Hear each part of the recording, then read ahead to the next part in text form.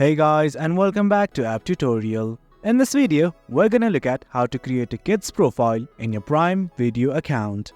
Now let's begin. Well, as you can see, I have already logged into my account. In case you have not, to log in, it's quite easy. Initially, what you guys need to do is simply hover over your profile name and your profile picture at the top right section on the navbar. Once you hover over it, something like this will pop up.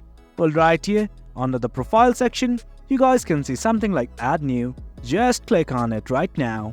And it's gonna give you some options like this. Well, these are the accounts that were created previously, but right now I just want to create a profile. So I'm gonna click on this create profile button right here. Now it's quite easy, simply enter the name right here. And once everything's okay, simply toggle on this button that says kid profile. And finally, hit on save changes. And guys, that's it. That's how we create a kid's profile in your Amazon Prime Video account.